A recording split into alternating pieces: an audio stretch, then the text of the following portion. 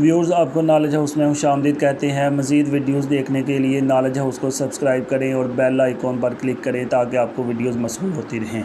आज हमारा जो टॉपिक है वो है, क्या ज़ियादतीस के मरीज़ आम खा सकते हैं या नहीं। गर्मियों का आगाज़ होते ही लोगों के अंदर फलों के बाद शाम खाने की ख्वाहिश भी बढ़ने लगती है, मगर अक्सर अफराद इस हाल से परेशान रहते हैं कि ज़ियादतीस के मरीज़ों के लिए इस मज़ेदार फल को खाना महफूज है या नहीं। वैसे इसकी तफसील में जानने से पहले ये जान लें, किसी फल में मिठास ज़ियादतीस के लिए इतनी अहम नहीं होती जितनी इसमें मौजूद ग्लाइसेमिक इंडेक्स यानी GI की होती है। GI एक पैमाना है जो कि बताता है कि कार्बोहाइड्रेट्स वाली ग़िज़ा का कितना हिस्सा खाने के बाद इसमें मौजूद मिठास यानी ग्लूकोज महसूस वक्त में खून में जज्ब हो सकती है और ये ज़ियादतीस के मरीज़ों के लिए अहमियत रखता है।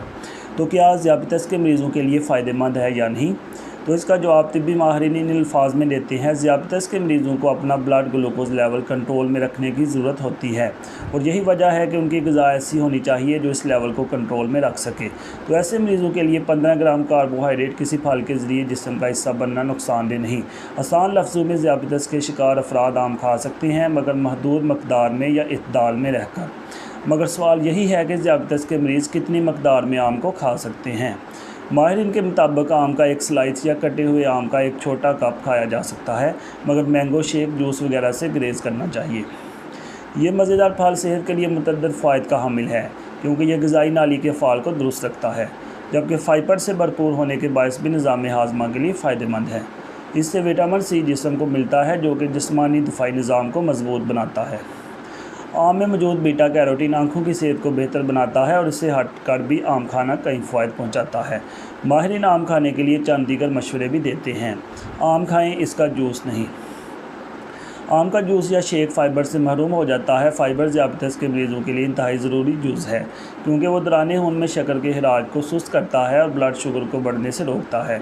मैंगो शेक से इसलिए भी गुरेज़ करना चाहिए क्योंकि इसमें अक्सर अफराद चीनी का इजाफ़ा भी कर देते हैं, जबकि आम खुद भी बहुत मीठा होता है और इससे ब्लड शुगर लेवल बढ़ने का इम्कान होता है। आम उसी वक्त खाएँ जब ब्लड शुगर लेवल मुस्तहकम हो। अगर ब्लड शुगर लेवल मुसलसल ज़्यादा रहता है तो आम से ग्रेज़ करें या डॉक्टर से रजू करें और मशवरे से ही आम खाएं। ज़्यादा पके हुए आम खाने से ग्रेज़ करें। ज़्यादा पके हुए आम में मिठास भी ज़्यादा होती है। कच्चे आम ज़ियादतीस के मरीज़ों के लिए ज़्यादा महफूज होते हैं। खाने के बाद नहीं बल्कि दरमियान में खाएँ। ये ज़्यादा अच्छा है कि दोपहर और रात के खाने के दरमियान आम को खाएँ, यानी मुँह चलाने का जब दिल करे तो उस वक्त। आम उस वाले से ज़्यादा सेहतबख्श इंतखाब है।